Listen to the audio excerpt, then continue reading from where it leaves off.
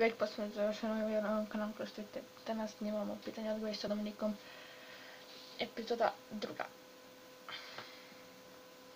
Hoćeš snimat videa na moru? Možda.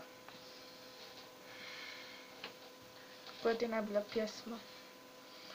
Moja najbolja pjesma je od Stoke moja Croatia i od Nereda Vječno dole. Eto.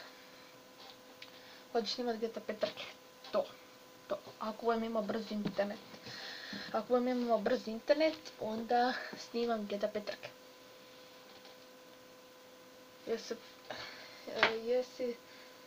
se kada potuku u školi i objasni kako ja i jedan moj prijatelj smo se potukli u školi, pa onda kasnije s nje opet, pa smo se onda pomirili i to je to.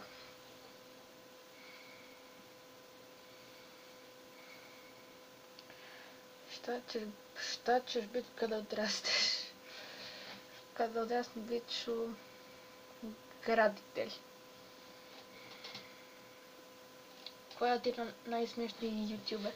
Nedim Nazić, zato što on snima o školi. Hoćeš li kupiti PlayStation 5 kada izađe? Hoću 100%.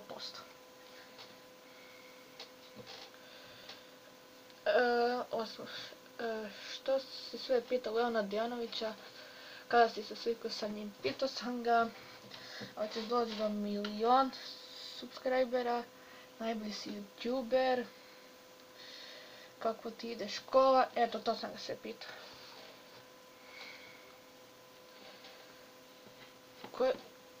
Koji ti je najbolji sok? Moj najbolji sok je sok od jabuke.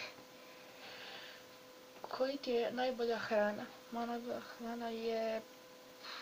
ne znam.